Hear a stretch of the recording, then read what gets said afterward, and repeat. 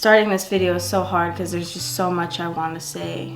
I had wanted to do like an update on my life video probably like a month and a half ago. So that was gonna be my next video when I did finally post, because there had just been a lot that was going on that I wanted to talk about. So I hadn't been able to like record videos much anymore because I was in the process of moving. The whole point of me even leaving the house was because like I felt like a burden, and it was just, I was going through my own depression, so I started to see a therapist. It's hard to explain because I always have weird moments in my life where I feel like my feelings are like amplified almost, and it was one of those hard times. So I was seeing a therapist and I was trying to get myself better. Basically, my therapist had thought that there was a good chance that I was on the autistic spectrum and that she thought that I had Asperger's.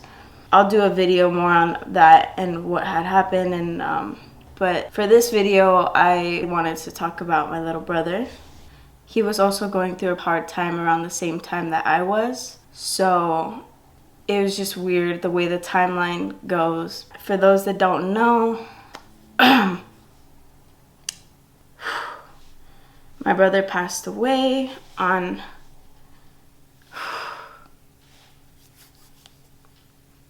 November 15th. This is gonna be such a hard video to do, but when it had happened, I knew that this was something I wanted to talk about because I feel like he deserves to have his story told. I'm gonna tell you guys how we found him and like what happened and like a little bit of like his life story and how it led up to that. So just be patient with me because I'm not the best at like timelines and explaining things, but I'm gonna try. So first things first, I'm gonna start with how we found my brother. Well, how they found him, because we didn't actually see him. And I want to say this because I'm not ashamed of my brother.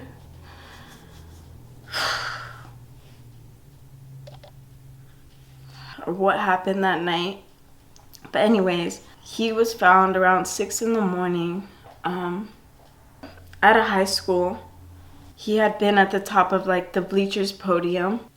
We were told that he fell. They ruled it out as suicide due to how they found him. There was a lot of questions and a lot of confusion. I'll talk about how it led up to that and what happened that night, and more in depth. But I feel like there's some things I want to clarify first. Reading the article, some of them said like a runaway teen runs away from home due to like an incident that transpired at the house, like an argument or something. And I just want to say that my brother was the least rebellious teen ever. So to like classify him as a runaway teen was really weird because it wasn't like him to do something like this. Like he had often left the house because of angers and emotion and a lot of feelings, and so he liked to just go for a run. He did like to like leave for a little bit, but it wasn't enough to ever raise any question. He would come back, he would apologize, and just like, it wasn't like him to just run away for a full day. When he would do that, it would be like 2 hours. Anybody that knows him knows that he was like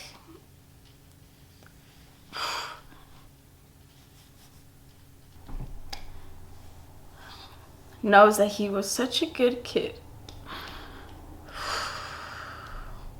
My brother was going through a lot that he didn't talk about with a lot of people, so it came to a big surprise when they found out, what had happened. He was just so sensitive and loving and always had the biggest smile.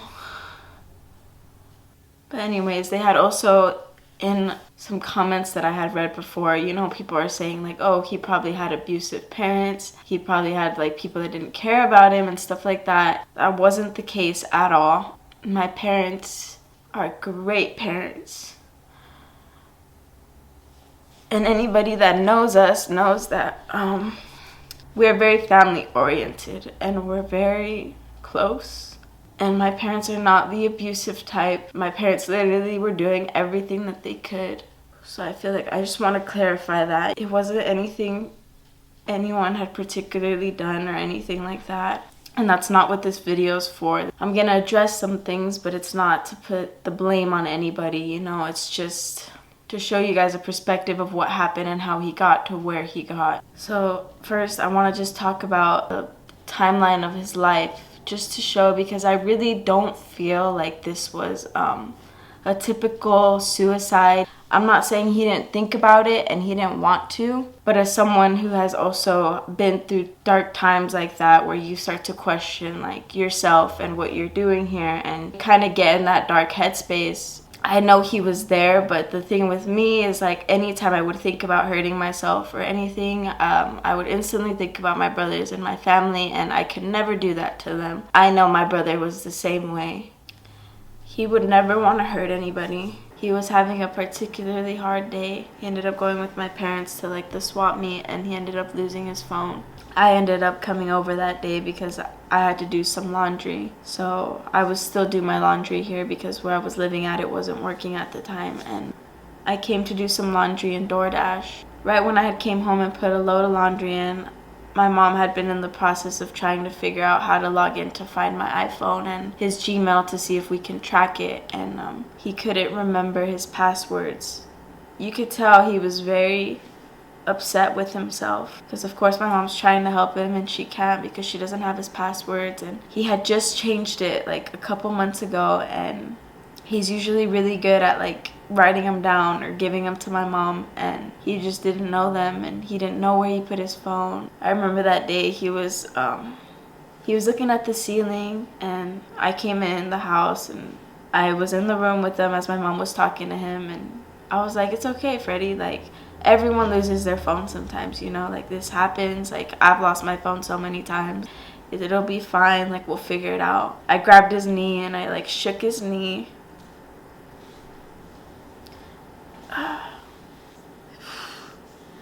And he didn't make eye contact with me or anything. He just stared at the ceiling. Like, it was a very blank look.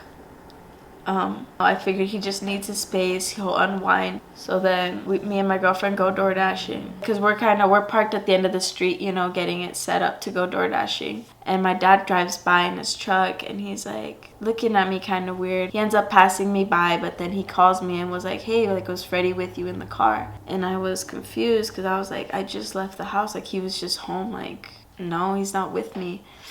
Obviously, I end up door dashing. I don't think much of it because, again, it's not weird for my brother to go off and get some space.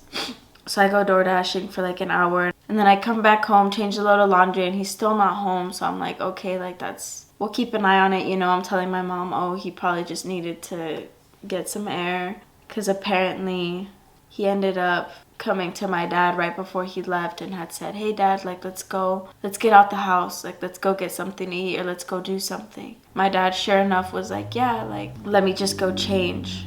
In that moment that my dad went and changed, my brother had jumped through the back wall onto like the sidewalk and then the street. He knows that he went out that way because he couldn't have gone through the front door, because that's where my dad's room is. And the dogs were in the backyard and they were looking at the wall like if someone had just been there, you know.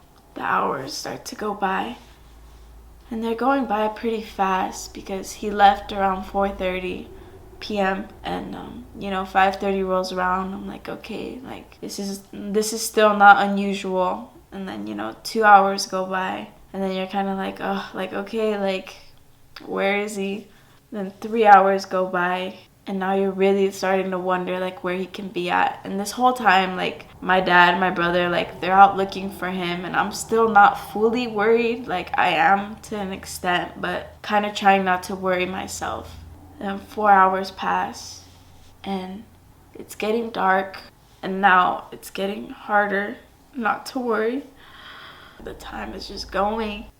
That night was the longest night of my life, and I tried to be like, oh, like, maybe he's at a friend's house and he's just spending the night. But it was more worrisome because he didn't have his phone, he didn't take his wallet, he didn't take his keys, he just up and left.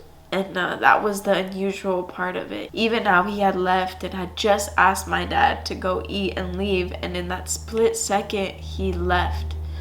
My dad went in the room to change and he left. So, you start weighing out your options and you try and be positive. But the time is going. So around 9:30 is when my mom filed the missing person report, or where she had given them a heads up, and they started looking right away to where he could be at. They checked the high school that he was at.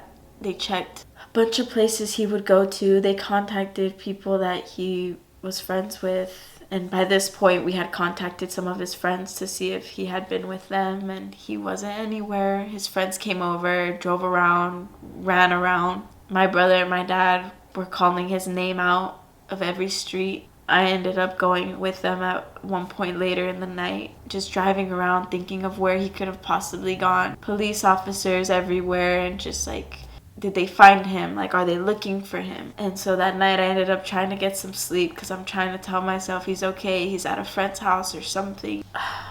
It's kind of one of those things that you're hoping you just go to sleep and you wake up to them coming in the door or something, and you just feel that instant relief.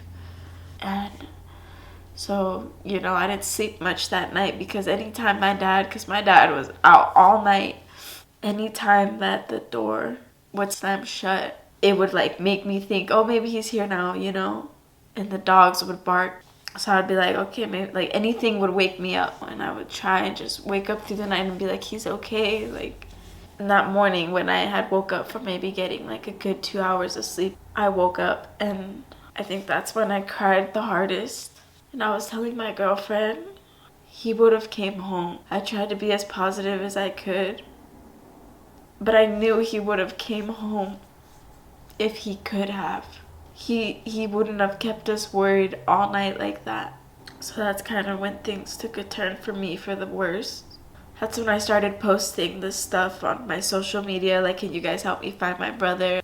And so, people start responding back, and people are taking the day off of work to help me find him, and they're out looking for him. Family members start coming to the house, and you have all these people looking for him, and it just feels more real. So, sure enough, that day, at around 9 in the morning, I had gone out to look for him and a bunch of other people, and I get a call from my dad telling me that I need to come home because the cops are there and that something happened. So, that drive to the house was terrible. And so that's when we got the news that my brother had passed away. And so much goes through your mind. It was very hard to hear. My family's doing a lot better now, but it was very hard. I just wanted to say that my brother didn't deserve the things that were happening to him, and I think there was other things underlying there. And I really think my brother lost his mind that night. I think something just snapped and happened that nobody is gonna know, and it doesn't do us any good to question what happened that night because no answers will make us feel better. I feel like I just wanted to say that he was an amazing kid and touch base on like things that had happened that caused things to happen the way that they did. This video is more so to try and just help people that are going through depression or similar situations where they kind of don't know what's going on. As someone that's also going through a hard time, to just be able to say that this is real. Your mental health is such a big thing, and I feel like it's so easily like pushed off. And I want to talk about my brother's timeline and what had happened and what was transpiring, just to see, if there's other people that maybe are going through a similar situation, or someone else that can't figure out necessarily what's wrong. Because I feel like for such a long time I was even questioning why I feel the way I feel, and I couldn't understand why I would get sad sometimes, or why I would feel this way when there was nothing going on in my life that caused me to be that way. And I know my brother too was having a hard time, and we had literally just like talked about it with each other a couple days prior, and I just said how it's just so weird. Like, it's not just a mindset, it's not a specific thing, it's just a feeling, and it's hard to shake off. It's funny because we were supposed to, a while back, maybe like whenever the Dear Evan Hansen movie came out, we were supposed to do a movie review and talk about mental health because we were both going through a hard time, and we've both always wanted to help more in that aspect of like, how do we help more people going through this? But obviously, life kept throwing curveballs at us, and we postponed it, and I just ended up not posting because I was trying to help my brother finish school. But yeah, there's just a lot, there's a lot I want to say. So forgive me for I'm trying to like piece it all together. he was such an amazing kid, and he influenced so many people without even trying, you know. He just had that, like, spark about him. Like, when he walked in a room, you noticed him, and it wasn't necessarily just because he was this handsome, tall, blue-eyed kid. He just had something about him. He was soccer captain for his team. He had this thing about him that people just wanted to follow him, you know. People just almost felt safe around him. And I feel like it's just amazing that he was able to do this with all that was going on in his life from the very beginning. I actually wrote down a timeline with my mom because I knew I was going to do this video, so I kind of sat down with her and I started to, like, piece things together, you know, because again, you start questioning, like, how did this happen? Like, how did it get here? Like, and I really think my brother had some underlying mental illness or something that we were never able to really catch, or, you know, never figure out what it was. And so maybe talking about his timeline, it'll create a red flag for someone else, you know, to be like, you know what, maybe I should go get looked at and stuff, because I don't want anybody else to suffer the way that he was suffering. Because as I go through the timeline, you'll see for yourself the things my brother was going through. So my brother's life obstacles started with the day that he was born. He was born on January 7th of 2004, and the doctor that was supposed to deliver him was not at the hospital yet. He was making his way to the hospital, and the nurse was too afraid to deliver him. So he stayed in the birth canal for over an hour because, you know, the doctor was running late, and the nurse kept telling my mom, don't push, he's almost here, like, don't push. You're not supposed to be in the birth canal for that long. And I can't imagine my mom having these painful contractions and not being able to push and just forcing him to stay in there. So ever since then, I mean, my brother was always a fighter, you know, he always fought really hard. So then he was delivered, and they didn't see anything. They didn't do any tests or anything particularly for that. He did have, like, a bump on the left side of his head. They kind of just, like, brushed it off, you know. It wasn't anything really to worry about. From then on, you know, my brother always seemed like he was okay. He didn't draw too much attention to himself in any way. Like, he just was very shy and quiet and to himself. He did have a lot of, like, crying tantrums where it was like he had too much emotion and didn't know, like, how to communicate it. So since he was little, he would kind of run off and just cry to himself. He never liked big crowds. They always made him really anxious, and he was really attached to my parents growing up. He didn't like anything to do with them not being involved. He didn't like to be away from them. And then he started kindergarten, and since kindergarten, they had said that he was a little bit behind in his learning, you know, but they kind of just said, like, oh, he's a boy, like, it's normal. They're a little bit slower and they take a little bit longer to, you know, be where they're supposed to be. I feel like that's kind of like the first thing that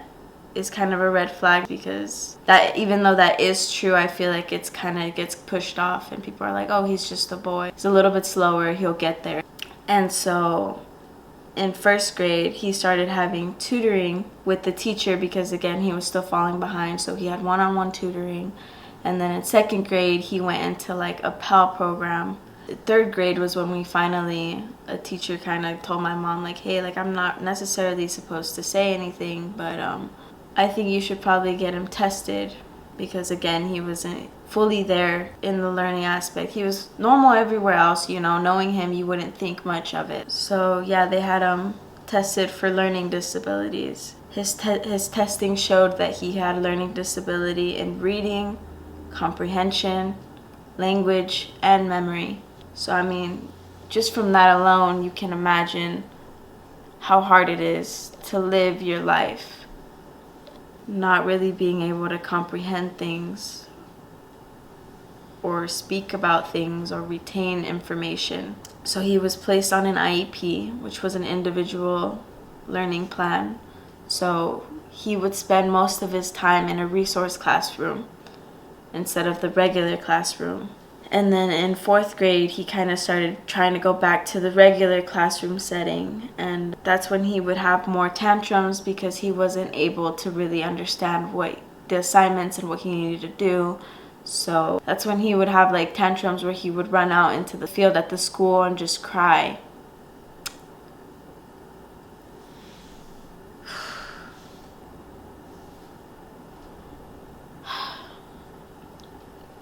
4th grade, my brother couldn't understand what was wrong.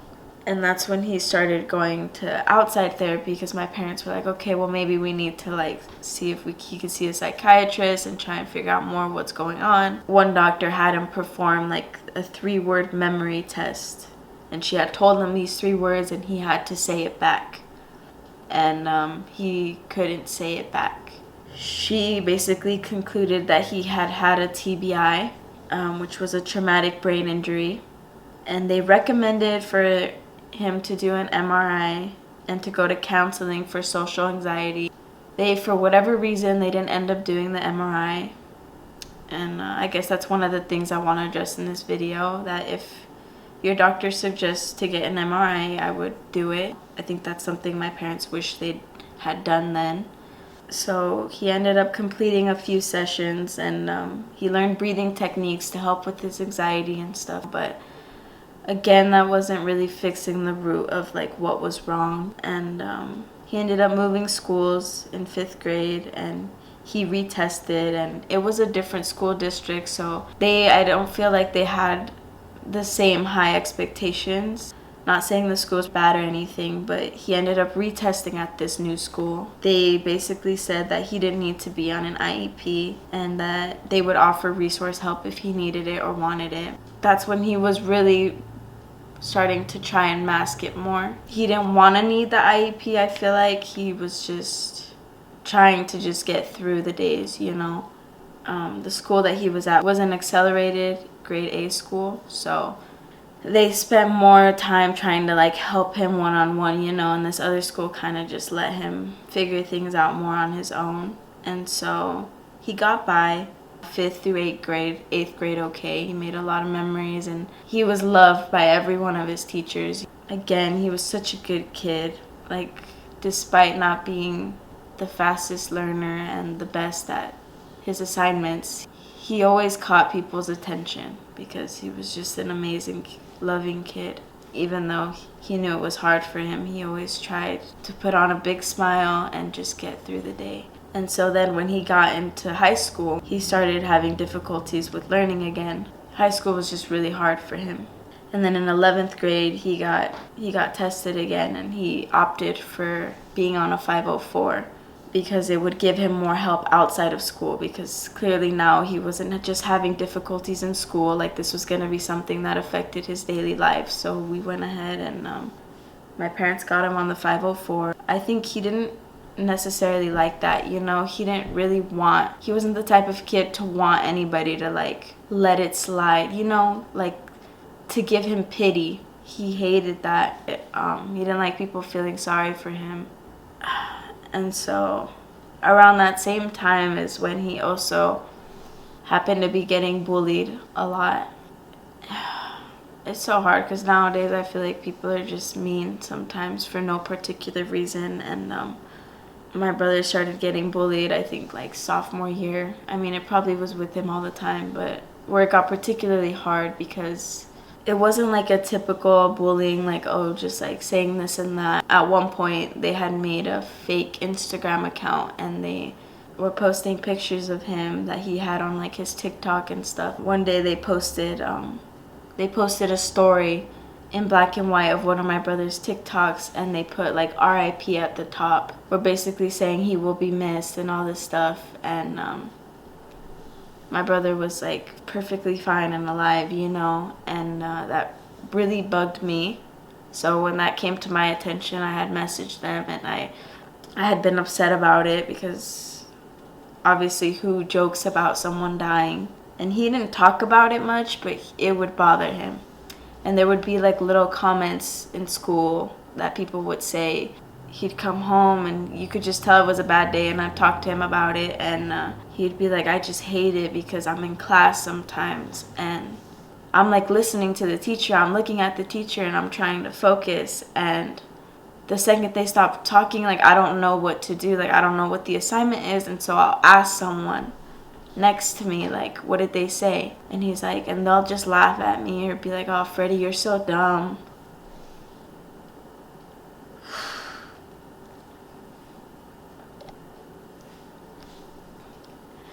And that would bug him. he would bring that home with him.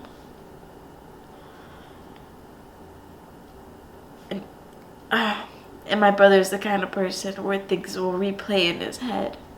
And there was like another time where he would turn in his work late sometimes because he wouldn't be able to get it done on time. And so one time he asked the teacher, like, oh, am I still going to get full credit if I turn this assignment late?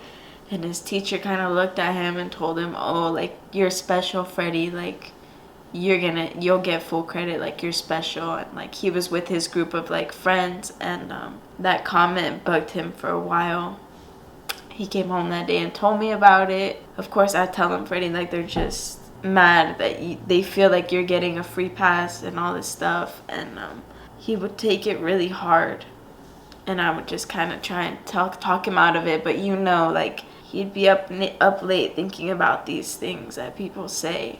And that same teacher would tell him, like, because my mom would make sure that the teachers understood what was going on with him and stuff like that. So this same teacher said something about, like, oh, like, why don't you come and talk to me about your problems like a man? Stop running to your mom to tell me things and stuff like that. And that stigma that you have to be a man and do that, that's another thing that I'm trying to address, because who said it wasn't okay for guys to need help? Like, it was perfectly fine for my brother to need my mom's assistance with that. Just those kind of comments on a daily basis that would just get to him over time. And around that same time, he had his first concussion from playing soccer. My brother played club soccer for about like 9 years. So he was very, very well known with the club, and he was an amazing player. Again, he was like captain for a couple years, and he just played with his heart. Like, watching him play, he just always tried so hard. He always tried to be the perfect player and be what the coaches wanted. Since he was so tall, he was so known for heading the ball. He was known for making goals with his head and constantly using his head. And he ended up getting his first concussion. I really don't think it was his first concussion, but it was like the first one where he felt like he was really disoriented. So after he got that concussion, he got his first MRI. And it showed that he had a 6-millimeter lesion on the left frontal opercilium, I think is how you say it, in the part of your brain that has to do with the learning and processing and memory. And it explained some stuff for us. But again, like, they were just kind of like, oh, we'll keep an eye on it. We don't know what this is, but we're going to keep an eye on it. In a year, we'll check it again and see if it has grown. A couple months after getting that first concussion, he had been cleared to play again, which I don't know why they cleared him, but they did. And he ended up getting a second concussion without fully recovering from the first one, I feel like. In between that timeline, he had also started Accutane because, of course, like, the bullying, and he had been posting on TikTok, and he hated his acne. I feel like it made him feel worse about himself. So he was very strict on, like, going on Accutane, which anybody that knows and has been on Accutane knows that there's major side effects to it. But he overlooked it and was like, no, like, I want to do this. Like, I need to do this. He wanted to get his skin cleared up, and he wanted to help people that were also going through it. I feel like he wanted to influence people in some way that, I cleared up my acne, you can clear up your acne. So that was all going on around the same time. This was all really this year. So you could kind of see where his life kind of started taking a turn for the worst. All these factors were played in now. He was clearly going through a really hard time. And then he started his Accutane in January, and he got his second concussion in February.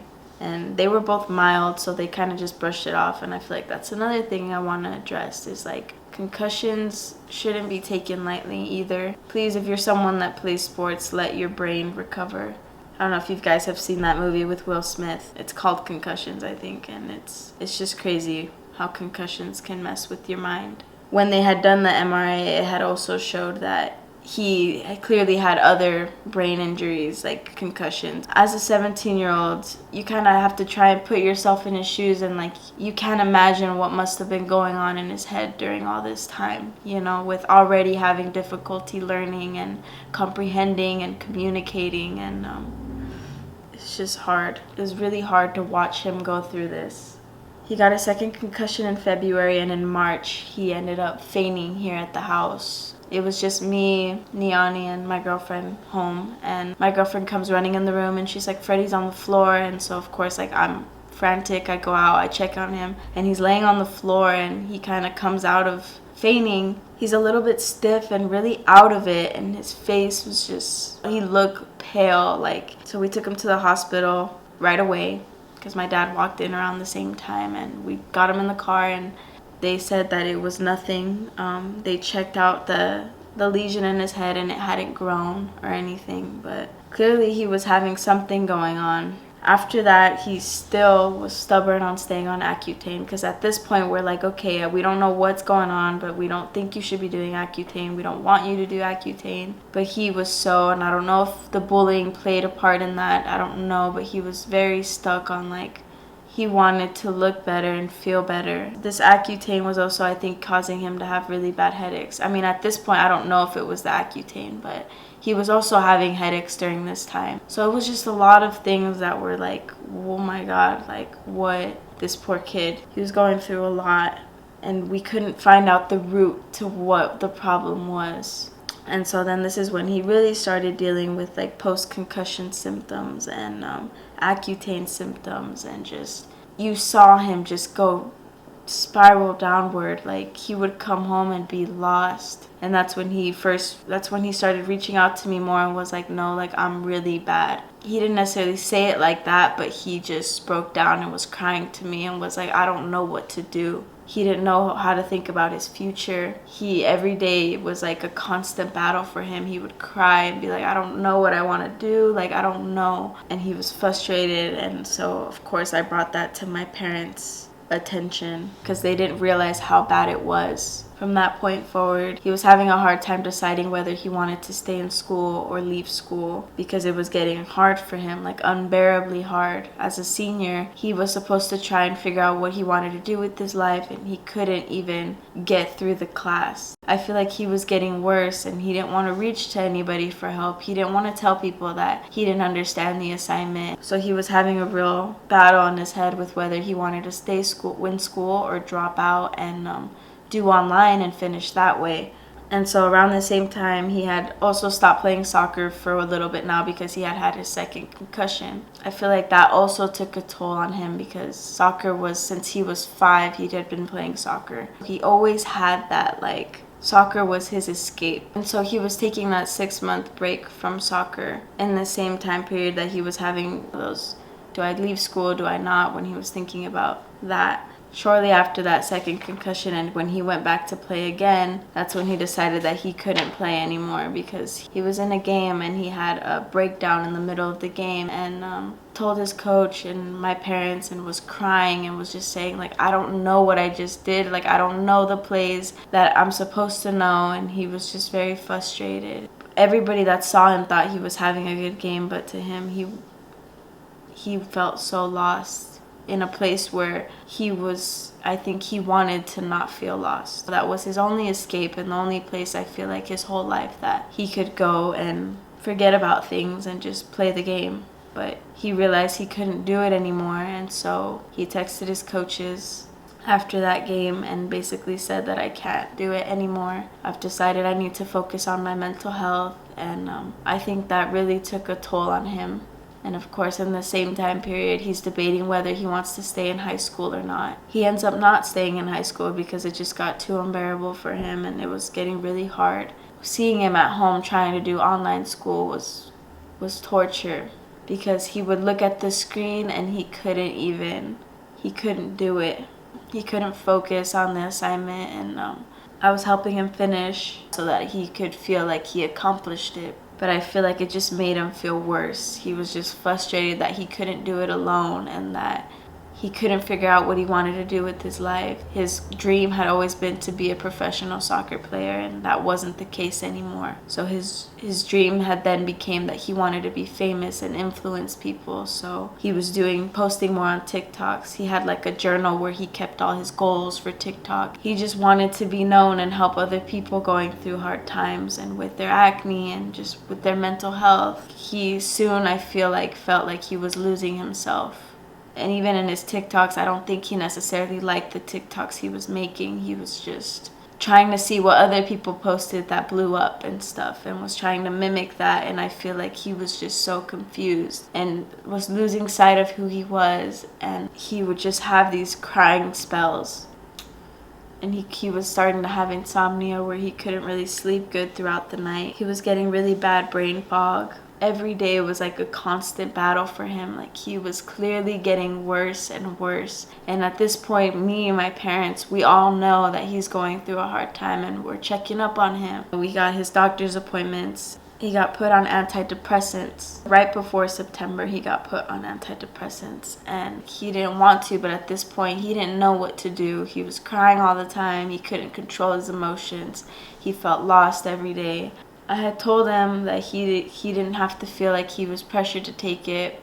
And he knew that he had the option to take it or not take it, but he had decided that he was going to take it. From there, I think things just kept getting worse. With everything we tried, it's like he was getting worse. And he started getting vivid dreams, to the point where he would ask my mom in the morning, like, "Mom, are dreams real?" And he'd be crying, like crying. And one night he drove out in his car before my mom went to work. My mom gets up at like 5, and he had left the house and was driving and crying. And my mom called him and told him, like, "Come back home, like, you shouldn't be driving like that." And he was just crying and saying, I don't want you guys to see me like this. Like, I don't want you guys to see me going through this. And for that same reason was also why he had stopped sleeping in my parents' room, because there was a time period in this time that he didn't like to sleep alone. When he had first told me that he was depressed and was going through it, he had told me that the highlight of his day was waking up in the morning and hugging my mom before she went to work. So he would get up every morning around 5 and tell her good morning before he went to school or before he did anything else, and then he would stay asleep in the living room couch. It's just so much. It was so much that he was going through. And so yeah, he was sleeping in my parents' room. Like, there was even a time where my mom gave him some money to go, like, treat himself, and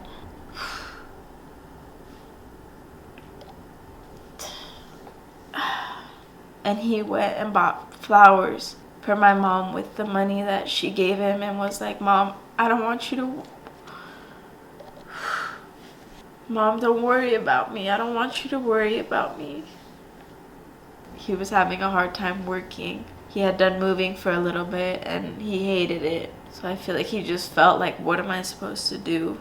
And so then he finished online school, and he was happy. But I feel like he still felt like something was missing. Every day he would be here, and he wouldn't really do anything. He would just lay down all day. And my dad worked from home, so he would constantly try and help him and keep him motivated. But it's like my brother just couldn't see his future. He kind of got a little excited when my mom had mentioned that there was a chance that maybe he could go back to school and not have to do classes, but just go back to play soccer for the school, because he had always wanted to and never could because of club. So he got a little excited about that and was like, okay, that's cool. But then he found out that in order to do that, he would have to be an audit student if he wanted to go back to school, meaning he just sits in the classroom and doesn't do anything. And basically, if you're an audit student, you can't play sports. And so that right there shut down that whole idea that he had. And I feel like that's what he had going for him, because he didn't want to stop going to high school. And I think he regretted it when he stopped playing, because he's like, I'm missing out on this and this. And it was a senior year, and he just mentally couldn't do it, and he wanted to be able to do it. So I think the fact that there was a chance that he could go back and play soccer made him feel better. From then on, like, I think it just made it worse for him too, because he's like, I don't know what to do. And I think he tried really hard to keep himself motivated. I know my brother had a lot of dark thoughts, because crying as much as he was, it would have been hard not to. But he was not the type to give up. I feel like I just want him to be remembered, and I want his story told the right way, because he was an amazing kid, and I know he's happy with where he's at right now. I'm sure, not having to suffer anymore, because I really don't think it was going to get better. I think he was going to have to fight with that the rest of his life, and I just hope that I can help other people in some way It's funny because I told my therapist, I was like, this is literally my worst nightmare come true. Ever since I was little, my only wish that I ever made was that my loved ones would live to be happy and healthy. And when I told that to my therapist, she was just kind of like, well, what does happiness mean? And I was like, well, I don't know. Like, maybe no suffering, no worries. And she told me, she's like, well, that doesn't sound like a good life. She's like, think of all your greatest accomplishments. Like, don't they come from suffering? And all your greatest moments in life, don't they come from suffering? And I think that helped me put things into perspective. I think I wanted to do this video because I feel like I'm ready for the good to come out of this suffering.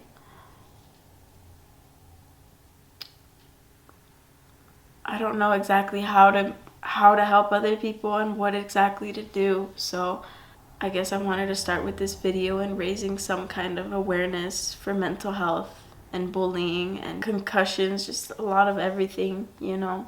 I feel like my brother would want me to make this video. I feel like one of the biggest things that I want people to take away from this is that you really don't know what someone else is going through. So just be like more mindful with like the little things you say. Even though they seem little to someone else, it affects a big part of their day. He did not deserve to feel like that. He would save any animal he could ever, like he wanted to rescue every stray cat, every stray dog, every living thing that he just wanted to help. He would hate that people were living homeless on the streets. He just had such a big heart. It was almost like he was too good to be here. Like it was like since the day he was born, he was already an angel. And my brother Freddie Torres is one of the best, if not the best person that I ever had the pleasure of knowing, and I think anybody that knows him would say the same thing, because regardless of how he was feeling, he always tried to be there for others. And I hope that he has the peace that he truly needed and deserved, and that he's happy. I know he's happy. It's funny because I feel like sometimes I could still feel him here cheering me on. Probably tomorrow I'm going to post the slideshow that I had played at his funeral that me and two of my cousins, Ellie and Jackie, and my girlfriend Asia created for my brother so that he had that video playing during his funeral. I'm gonna go ahead and post that video tomorrow, probably around 6. So for anybody that wants to record that video or have it, please feel free to save it. I'm not sure if it's gonna stay up because it does have some songs that might get copyrighted. I would like to keep that video posted, but if I have to take it down, just make sure that you record it as soon as you can. I hope the people that haven't seen that video enjoy it. It really captures his personality and his big heart and just who he was. I just want to say a big thank you to the people that have been supporting me and my family through this difficult time. Essie Doso, thank you so much for everything that you've done for me and my family. Thank you to all the people that sent me pictures and helped me create the slideshow. And just thank you so much for everything. Just the amount of support that came from this tragedy is just crazy. My brother was so loved. It's nice to see it and to know that he did impact a lot of people in a lot of ways. All we can do now is move forward. He wouldn't want people to be sad over it. I feel like he'd just want us all to do better and become the best versions of ourselves, because that's all he wanted for himself and for others. His biggest thing was like, don't change because someone else wants you to change. And I think he wrote that in a letter to like my dad, but those are his words. Don't change who you are to fit into someone else's narrative of you. Just be the best version of you and be a person that you're proud of. I know my brother's still here with me. I could feel him here with me, and he's constantly cheering his loved ones on. And I'm sure in heaven he's looking down on us and just encouraging us. With that being said, I hope this video does make some kind of a difference for somebody, or helps anybody, or just makes someone else feel like they're not alone. I just hope some good comes out of this. I love you, Fredward.